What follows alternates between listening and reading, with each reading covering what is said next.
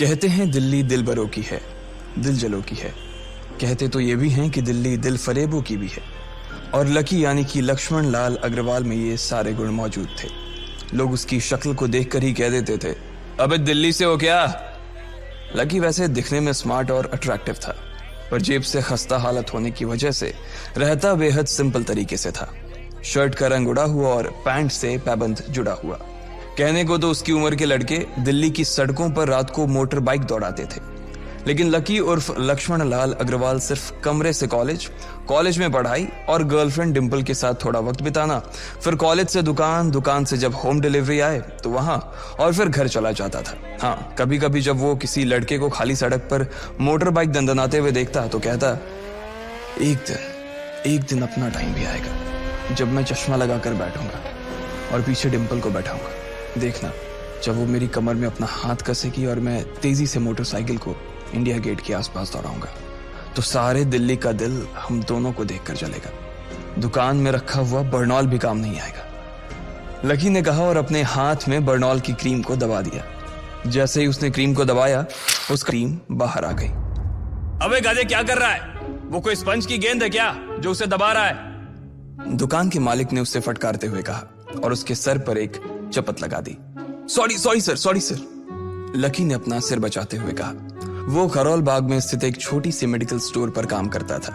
उसकी दुकान का नाम था चमन मेडिकल स्टोर और उसके ओनर का नाम था चमन लाल। लकी पिछले 5 साल से इन्हीं की दुकान पर काम कर रहा था। यहाँ इस छोटी सी शॉप पर काम करना उसकी मजबूरी थी। लाइफ में कंगाली की वजह से उसे कॉलेज में पढ़ाई पूरी करने के लिए पार्ट टाइम जॉब करना था। उसने कई अच्छी जगह अच्छी तनख्वाह की नौकरी ढूंढी, पर नहीं मिली और वो इस मेडिकल स्टोर पर ही अटक गया। गधे, अब इसके पैसे क्या तेरा बाप भरेगा? कटेगा। इसका पैसा भी तेरी तनख्वाह से कटेगा और एमआरपी से डबल रेट में कटेगा। चमन ने अपने दांतों को किचमिचाते हुए कहा। गुस्से की वजह से उसकी नाक फूल गई थी और लकी की सांसें। उसने घबराते हुए ओनर से पूछा, एमआरपी से डबल क्यों सर जी? ताकि अगली बार से ऐसी कोई हरकत करने से पहले तू डबल बार सोचे, चमन ने कहा और उसके हाथ से ट्यूब छीन ली। उसका जी तो चाह रहा था कि वो लकी की खोपड़ी पर एक और बार अपना हाथ साफ कर ले, लेकिन उससे पहले ही दुकान का फोन बजने लगा। फोन की घंटी बजते ही लकी को वहां से निकलने का मौका मिल गया और वो भागते हुए फोन उठाने के लिए चला गया। हेलो जी, करोल बाग के बेस्ट मेडिकल चमन मेडिकल स्टोर से बोल रहा हूं, बताइए क्या काम था? ये लकी की पेटेंट लाइन थी।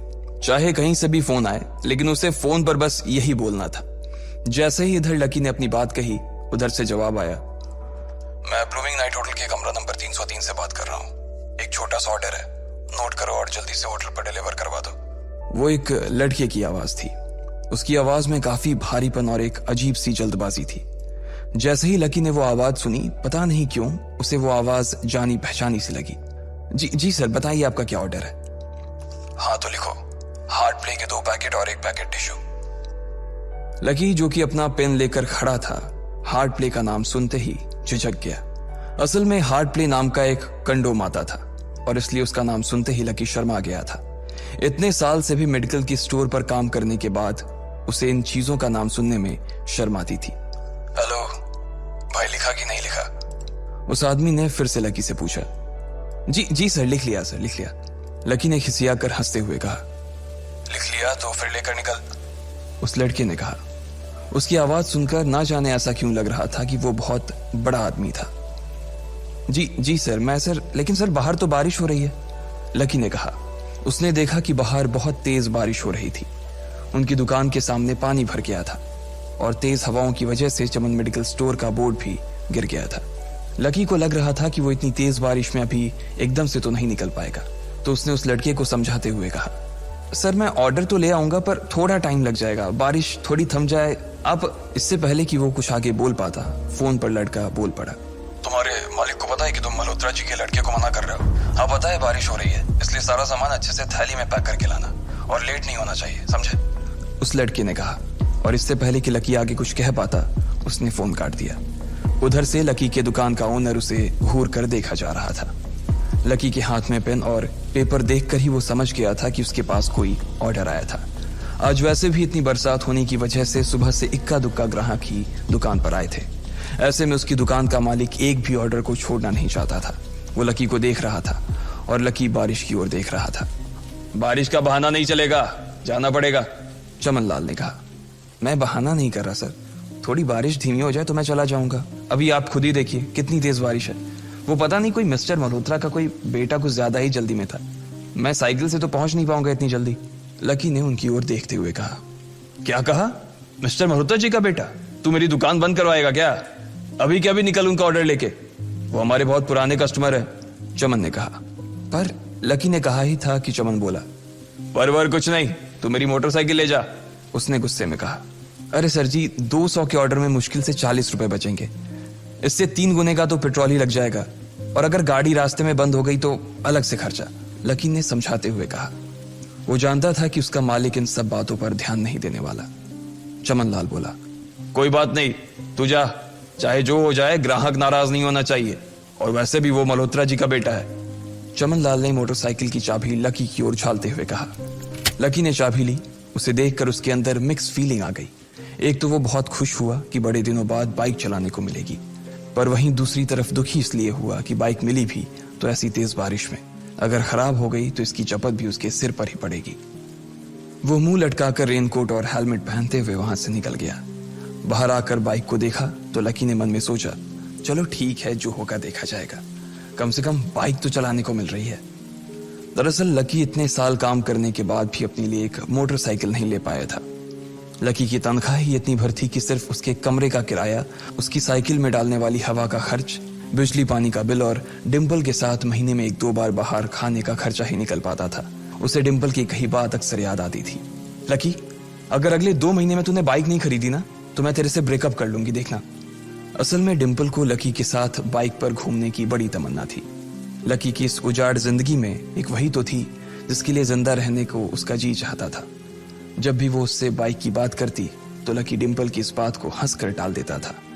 वो अपने मन में इस बात को अच्छे से जानता था कि डिम्पल उससे बहुत प्यार करती थी और वो उससे कभी छोड़कर नहीं जा सकती थी। वो दोनों एक दूसरे में ऐसे घुले मिले थे जैसे बादल बरसात में घुल जाती है। लकी को डिम्पल बहुत पसंद थी और वो उसके लिए दुनिया जहां की खुशियां खरीद कर ला देना चाहता था। वो चाहता था कि एक दिन वो डिम्पल को प्लेन में बैठाए, लेकिन उसके ये सब ख्वाब इस कम तनख्वाह की नौकरी की वजह से कभी पूरे नहीं होने वाले थे। पर आज उसके पास एक मौका था। वो डिम्पल को अपने साथ इस बारिश में राजपथ घुमाना चाहता था। वो उसे दिल्ली दिखाना चाहता था। चमन लाल को देने के लिए उसने पहले से ही बहाना सोच रखा था। बस जल्दी से वो ये डिलीवरी देकर सीधे डिम्पल के पास ही जाने वाला था। उसने होटल ब्लूमिंग नाइट के बाहर मोटर बाइक पार्क की और सीधे होटल के अंदर चला गया। लकी ने रिसेप्शन पर पहुंचकर नमस्ते करते हुए रिसेप्शनिस्ट को बोला, जी मैं चमन मेडिकल स्टोर से आया हूं, रूम नंबर 303 का ऑर्डर था सर। रिसेप्शन पर खड़ा आदमी उसके हाथ में काली थैली को देखकर समझ गया था कि उसमें क्या था और वो मंद ही मंद मुस्कुराते हुए बोला, 3rd फ्लोर पर है, लिफ्ट से चले जाओ, रेनकोट यहीं उतार देना। जैसा उस आदमी ने कहा लकी ने ठीक वैसा ही किया और लिफ्ट में चढ़ने के कुछ ही देर बाद वो 3रे माले पर पहुंच गया था। वो रूम नंबर 303 के बाहर पहुंचा और उसने डोरबेल बजाई। जैसे ही दरवाजा खुला लकी ने थैली आगे बढ़ाते हुए कहा, नमस्ते, मैं चमन मेडिकल स्टोर से लकी, ये आपका। इससे पहले कि लकी आगे कुछ कह पाता उसकी आंखें फटी की फटी रह गई थी। उसने अपने सामने जो देखा उसके बाद उसे ऐसा लगा कि बंद छत के नीचे भी उसके ऊपर आसमान से आकर एक जोरदार बिजली गिर गई थी। उसके सामने एक लड़की खड़ी थी। वो लड़की और कोई नहीं बल्कि उसकी गर्लफ्रेंड डिम्पल ही थी। उसने एक पर्पल कलर का नाइट गाउन पहन रखा था। उसके काले घने बाल गीले थे और उसने उन्हें अपने कंधे पर फैला रखा था। उसकी खुशबू से ही ये चीज साफ पता चल रही थी कि वो अभी अभी नहा कर आई थी। डिम्पल, तुम यहाँ क्या कर रही हो? लकी को अपनी आंखों पर विश्वास ही नहीं हो रहा था। उसने 2 बार अपनी पलकें झपका कर देखा, लेकिन दोनों बार ही उसे अपने सामने डिम्पल ही नजर आई। तुम यहाँ क्या मेरा पीछा करते हुए आए हो लकी? डिम्पल ने उल्टा उसी के ऊपर पलटवार करते हुए कहा। लकी को देखकर उसके दिल की धड़कन भी तेज हो गई थी। उसे उम्मीद नहीं थी कि लकी यहाँ आ जाएगा। उसने ना तो सुबह से उसे फोन किया था और ना ही उसके मैसेज का कोई जवाब दिया था। वो अपने मन में सोचकर बैठी थी कि वो अगले दिन खुद ही उससे मिलकर बोल देगी कि उसकी तबीयत खराब थी। डिम्पल बेबी, क्या हो गया? किससे बात कर रही हो? अचानक से एक गबरू जवान सा लड़का दरवाजे के पास आकर खड़ा हो गया था। उसने बनियान पहन रखी थी। लकी उसे पहचान गया था। साले राहुल के बच्चे, तेरी हिम्मत कैसे हुई मेरी डिम्पल को हाथ लगाने की? लकी ने जैसे ही राहुल को देखा उसके तन बदन में मानो आग सी लग गई थी। वो उसे इस वक्त इतना बुरा मारना चाहता था, इतना बुरा पीटना चाहता था जिसकी कोई हद सीमा नहीं थी। लकी जिस कॉलेज में पढ़ता था, राहुल और डिंपल भी उसी में पढ़ते थे और वो कॉलेज राहुल के फादर का ही था। डिंपल ने राहुल के पिता की एक कंपनी में जॉब पकड़ ली थी और राहुल उस पर बहुत लाइन मारता था। लकी ने 1-2 बार डिंपल को उससे दूर रहने के लिए भी कहा, लेकिन डिंपल ने उसे यह कहकर टाल दिया था कि वो सिर्फ अच्छे दोस्त थे। आज भी इससे पहले कि वो आगे बढ़ता, डिंपल उन दोनों के बीच आ गई। रुक जाओ, डिंपल ने गुस्से में कहा और लकी के सीने पर हाथ रखकर उसे रोक दिया। लकी लंबी सांसें ले रहा था और कुछ ही सांसों के बाद उसका गुस्सा शांत हो गया। अब डिंपल के पास भी छुपाने के लिए कुछ नहीं था, इसलिए उसने लकी से कहा, लकी, आज से तुम्हारा और मेरा ब्रेकअप। ब्रेकअप? लकी के पैरों के नीचे से जमीन खिसक गई थी। उसकी आंखें नम हो गई। लकी को उसकी बातों पर विश्वास नहीं हो रहा था। उसने डिंपल की ओर देखा और बोला, डिंपल, हम पिछले 1 साल से एक दूसरे के साथ हैं और तुम हो कि मुझसे ब्रेकअप करना चाहती हो? अरे मैं तो तुम्हारे लिए नई बाइक लेने वाला था। चल रहने दे, आज ही याद आई है तुझे बाइक की। अरे तेरे पास मुझे बाहर घुमाने के लिए, खिलाने पिलाने के लिए पैसे तो है नहीं। तू कहां से लेगा बाइक? और अगर ले भी लेगा तो उसमें पेट्रोल कहां से डलवाएगा? तेरी 8,000 रुपए महीने की नौकरी, उसमें होगा ये सब? लोग हंसते हैं मेरे ऊपर जब मैं सरोजनी में तेरे साथ घूमती हूँ। मैं ऐसी लाइफ नहीं जीना चाहती लकी। मैं तेरी तरह गरीब नहीं रहना चाहती। तूने मुझे फंसाया था, उल्लू बनाया था तूने मुझे, इसलिए मैंने राहुल से मैचअप कर लिया है। आज से यही मेरा बॉयफ्रेंड है, डिंपल ने गुस्से में कहा। अच्छा, तो बेबी ये है तुम्हारा वो बेकार सा एक्स बॉयफ्रेंड? राहुल ने पूछा और डिंपल के बगल में आकर खड़ा हो गया। फिर उसने लकी के हाथ से थैली उठाई और उसमें से हार्ड प्ले का पैकेट निकालकर उसे चिढ़ाने के लिए उसे हवा में लहराने लगा। बाप रे, इससे बदकिस्मत इंसान इस दुनिया में और कौन होगा? राहुल ने उसकी टांग खींचते हुए कहा। लकी के पास उसकी बात का कोई जवाब नहीं था। उसने गुस्से से डिंपल की ओर देखा और अपनी हाथों की मुट्ठी भींच ली। फिर वो वहां से निकल गया। अबे पैसे तो ले जा, सब कुछ फ्री में देता जाएगा क्या? राहुल ने जोर से ठहाके लगाते हुए कहा, लेकिन लकी बिना उसकी बात सुनते ही निकल गया। उसके दिमाग में डिंपल के कहे शब्द गूंज रहे थे। उसने कभी सपने में नहीं सोचा था कि डिंपल उसके साथ कुछ ऐसा भी कर सकती थी। जिस इंसान के लिए वो इतना कुछ करना चाह रहा था, उसे उसकी कोई कदर ही नहीं थी। लकी इतना हताश हो गया था कि बुरी तरह से रोने लगा। इस बार वो लिफ्ट से नहीं बल्कि सीढ़ियों से नीचे उतरा और एक ही एक सीढ़ी उतरने के साथ उसके आंसू आंखों से छलकते जा रहे थे। जब उसकी आवाज सुनकर कुछ लोग अपने कमरे से बाहर आए तो लकी ने तुरंत अपने आंसू पोंछे और तेजी से वहां से भाग गया। उसे जिंदगी में पहली बार प्यार हुआ था और पैसों की कमी की वजह से ना सिर्फ उसका प्यार बल्कि उसकी पूरी जिंदगी बर्बाद हो गई थी। लकी जैसे ही बाहर आया तो उसने देखा कि बाहर अंधेरा हो गया था। आसमान में तेज बिजली कड़की और बारिश जो थमी थी एकाएक फिर से झमाझम बरसने लगी। ये देख लकी के थमे हुए आंसू एक बार फिर से छलक गए। उसका दिल बुरी तरह से डूब चुका था, लेकिन उसे इस बात की खुशी भी हो रही थी। आखिर आज उसे डिंपल का असली चेहरा नजर आ गया था। वो तो उसके साथ घर बसाने की सोच रहा था, लेकिन अच्छा हुआ कि उसने पहले ही उसका घर बर्बाद होने से बचा लिया। लकी को दुख तो बहुत हो रहा था, पर उसे यह भी लग रहा था कि उसे आगे चलकर यही दुख उसे खुशी देने वाला था। लेकिन एक चीज थी जो लकी को परेशान कर रही थी, वो थी उसकी माली हालत। उसकी जेब इतनी तंग थी कि उसे फटी हुई जेब की पैंट पहनकर घूमना पड़ता था। कभी कभी तो लकी सिर्फ रोटी खाकर दिन काट लेता था। वो कब से कोशिश कर रहा था कि कोई अच्छा काम पकड़ सके, लेकिन उसे कोई काम देने को राजी नहीं था। उसने टूटे हुए दिल को दिलासा देते हुए मन में सोचा कि डिंपल पर खर्च होने वाले पैसे बच जाने से शायद उसके हालत सुधर जाएंगे, पर फिर भी वो रातों रात रईस नहीं हो जाने वाला था। उसने ऊपर आसमान की ओर देखा और जोर से चिल्लाया, अगर इतना ही अनलकी बनाना था तो फिर नाम लकी क्यों रखा भगवान? वो जितनी जोर से चिल्ला सकता था उतनी जोर से चिल्लाया। उसकी आवाज से आसपास खड़े लोग एक बार तो डर गए थे।